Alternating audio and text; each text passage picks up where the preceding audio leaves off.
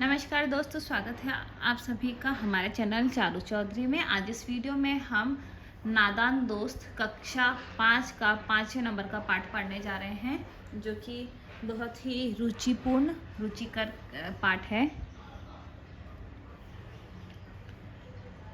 किताब का नाम है विथिका। यहाँ से हम शुरू करते हैं पाठ पढ़ना।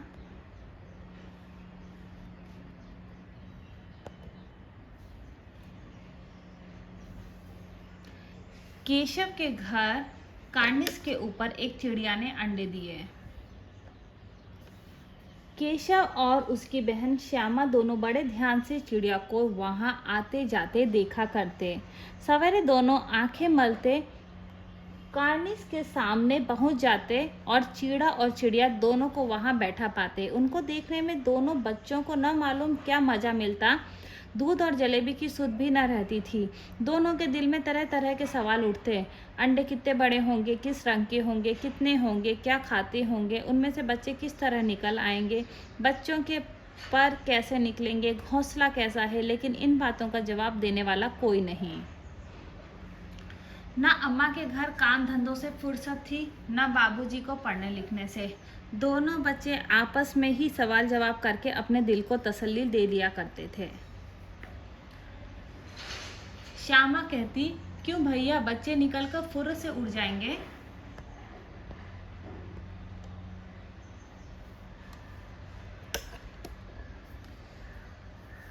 केशव विद्वानों जैसे गर्व से कहता, नहीं री पगली, पहले पर निकलेंगे, बगैर परों के बेचारे कैसे उड़ेंगे। श्यामा, बच्चों को क्या खिलाएगी बेचारी। केशव इस मुश्किल सवाल का जवाब कुछ न कुछ दे सकता था। इस तरह 3-4 दिन गुजर गए। दोनों बच्चों की जिज्ञासा दिन दिन बढ़ती जाती थी। अंडों को देखने के लिए अधीर हो उठते थे। उन्होंने अनुमान लगाया कि अब जरूर बच्चे निकल आए होंगे। बच्चों के चारे का सवाल अब उनके सामने आ खड़ा हुआ। चिड़िया बेचारी इतना दाना कहाँ पाएगी कि सारे बच्चों का पेट भरे। गरीब बच्चे भूख के मारे चू चू करके मर जाएंगे।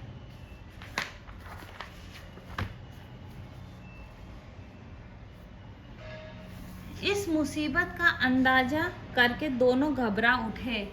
दोनों ने फैसला किया कार्निस पर थोड़ा सा दाना रख दिया जाए। श्यामा खुश होकर बोली, तब तो चिड़ियों के चारे के लिए कहीं उड़कर न जाना पड़ेगा ना। केशव, नहीं, तब क्यों जाएगी। क्यों भैया, बच्चों को धूप न लगती होगी। केशव का ध्यान इस तकलीफ की तरफ न गया था। बोला, जरूर तकलीफ हो रही होगी, बेचारे प्यास के मारे तड़पते होंगे, ऊपर छाया भी कोई नहीं। आखिर यही फैसला हुआ कि घोंसले के ऊपर कपड़े की छत बना देनी चाहिए। पानी की प्याली और थोड़े से चावल रख देने का प्रस्ताव भी स्वीकृत हो गया। दोनों बच्चे बड़े चाव से काम करने लगे। श्यामा माँ की आंख बचाकर मटके से चावल निकाल लाई। केशव ने पत्थर की प्याली का तेल चुपके से जमीन पर गिरा दिया और खूब साफ करके उसमें पानी भरा। अब चांदनी के लिए कपड़ा कहाँ से आए। फिर ऊपर बगैर छड़ियों के कपड़ा ठहरेगा कैसे और छड़ियाँ खड़ी होंगी कैसे। केशव बड़ी देर तक इस उधेड़-बुन में रहा। आखिरकार उसने ये मुश्किल भी हल कर दी। श्यामा से बोला, जाकर कूड़ा फेंकने वाली टोकरी उठा लाओ, अम्मा जी को मत दिखाना। श्यामा,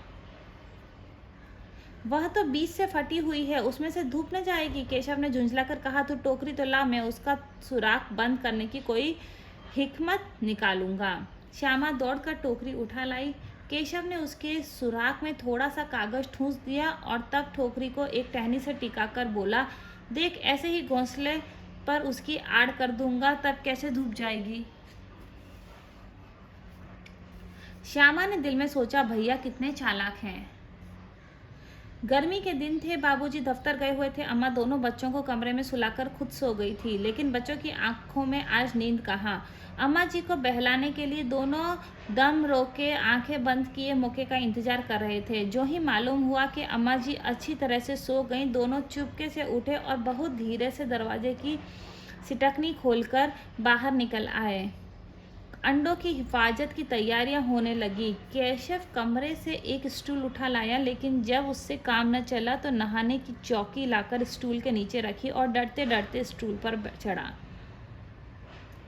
श्यामा दोनों हाथों से स्टूल पकड़े हुए थी। स्टूल चारों टांगे बराबर न होने के कारण जिस तरफ ज्यादा दबाव पाता था, जरा सा हिल जाता था। उस वक्त केशव को कितनी तकलीफ उठानी पड़ी थी, यह उसी का दिल जानता था। दोनों हाथों से कार्निस पकड़ लेता और श्यामा को दबी आवाज से डांटता, अच्छी तरह पकड़ वरना उतर कर बहुत मारूंगा। मगर बेचारी श्यामा का दिल तो ऊपर कार्निस पर था।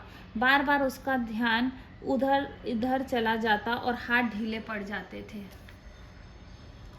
केशव ने जो ही कार्निस पर हाथ रखा, दोनों चिड़िया उड़ गईं। केशव ने देखा कार्निस पर थोड़े तिनके बिछे हुए हैं और उन पर 3 अंडे पड़े हैं। जैसे घोंसले उसने पेड़ों पर देखे थे, वैसा कोई घोंसला नहीं है। श्यामा ने नीचे से पूछा, कैसे बच्चे हैं भैया? 3 अंडे हैं, अभी बच्चे नहीं निकले। श्यामा, जरा हमें दिखा दो भैया कितने बड़े हैं।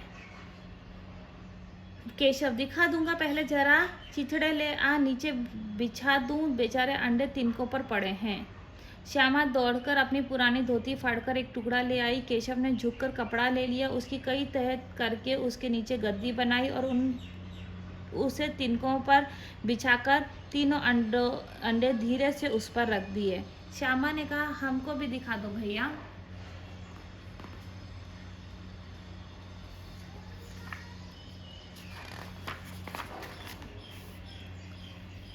केशव, दिखा दूंगा, पहले जरा यह टोकरी तो दे, ऊपर छाया कर दूं। श्यामा ने टोकरी नीचे से थमा दी और बोली, अब तुम उतर जाओ, मैं भी तो देखूं। केशव ने टोकरी को एक टहनी से टिका कर कहा, जा दाना और पानी की प्याली ले आ, मैं उतर आऊं तो तुझे दिखा दूंगा। श्यामा प्याली और चावल भी लाई। केशव ने टोकरी के नीचे दोनों चीजें रख दी और आहिस्ता से उतर आया। श्यामा ने गिड़गिड़ाकर कहा, अब हमको भी चढ़ा दो भैया। केशव, तो गिर पड़ेगी। श्यामा, ना गिरूंगी भैया, तुम नीचे से पकड़े रहना। केशव, तो ओके। केशव, ना भैया, कहीं तू गिरा गई तो अम्मा जी मेरी चटनी ही कर डालेंगी, कहेंगी कि तूने चढ़ाया था। क्या करेगी देखकर। अब अंडे बड़े आराम से हैं, जब बच्चे निकलेंगे तो उनको पालेंगे। दोनों चिड़िया बार बार कार्निस पर आती थी, बगैर बैठे ही उड़ जाती थी। केशव ने सोचा, हम लोगों के डर से नहीं बैठती। स्टूल उठाकर कमरे में रख आया, चौकी जहाँ की थी वहां रख दी। श्यामा ने आंखों में आंसू भरकर कहा, तुमने मुझे नहीं दिखाया, मैं अम्मा जी से कह दूंगी। केशव, अम्मा जी से कहेगी तो बहुत मारूंगा, कह देता हूँ। श्यामा, तो मुझे भी दिखाए क्यों नहीं? केशव, और गिर पड़ती तो 4 सिर न हो जाते? श्यामा, हो जाते।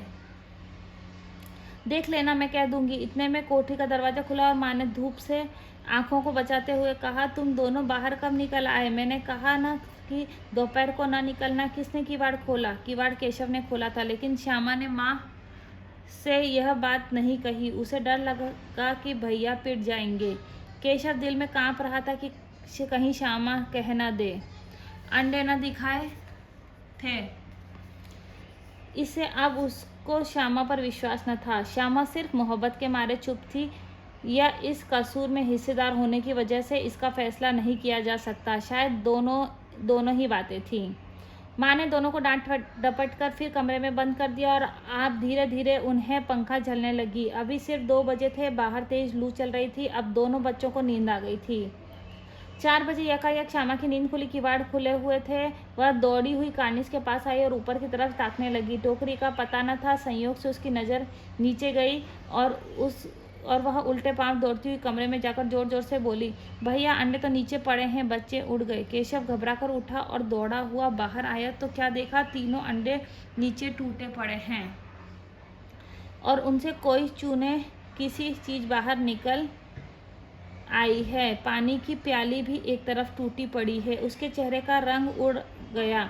सहमी हुई आंखों से जमीन की तरफ देखने लगा। श्यामा ने पूछा, बच्चे कहाँ उड़ गए भैया? केशव ने करुण स्वर ने कहा, अंडे तो फूट गए। और बच्चे कहाँ गए? तेरे सिर में, देखती नहीं अंडे में से उजला उजला पानी निकल आया है। वह तो 2-4 दिनों में बच्चे बन जाते। माँ ने सोटी हाथ में लिए हुए पूछा, तुम दोनों वहां धूप में क्या कर रहे हो? श्यामा ने कहा, अम्मा जी, चिड़िया के अंडे टूटे पड़े हैं। माँ ने आकर टूटे हुए अंडे को देखा और गुस्से से बोली, तुम लोगों ने अंडे को छुआ होगा। अब तो श्यामा को भैया पर जरा सी भी तरस न आया। उसी ने शायद अंडों को इस तरह रख दिया कि वह नीचे गिर पड़े। इसकी उसे सजा मिलनी चाहिए। बोली, इन्होंने अंडे को छेड़ा था अम्मा जी।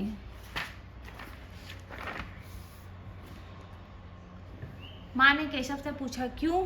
केशव भीगी बिल्ली बना खड़ा रहा। माँ, तू वहाँ पहुँचा कैसे? श्यामा, चौकी पर स्टूल रखकर चढ़े अम्मा जी। केशव, तो स्टूल थामे नहीं खड़ी थी? श्यामा, तुम्ही ने तो कहा था। माँ, तू इतना बड़ा हुआ, तुझे अभी इतना भी नहीं मालूम कि छूने से चिड़ियों के अंडे गंदे हो जाते हैं। चिड़िया फिर उन्हें नहीं सेती। श्यामा ने डरते डरते पूछा, तो चिड़िया ने अंडे गिरा दिए हैं अम्मा जी? माँ, और क्या करती? केशव के सिर इसका पाप पड़ेगा। हाय हाय, 3 जाने ले ली दुष्ट ने। केशव रोती सूरत बनाकर, मैंने तो सिर्फ अंडों को गद्दी पर रख दिया था अम्मा जी। माँ को हंसी आ गई, मगर केशव को कई दिनों तक अपनी गलती पर अफसोस होता रहा। अंडों की हिफाजत करने के जोक में उसने उनका सत्यानाश कर डाला। इसे याद कर वह कभी कभी रो पड़ता था। दोनों चिड़िया वहां फिर न दिखाई दी। प्रेमचंद जी द्वारा ये लिखित है।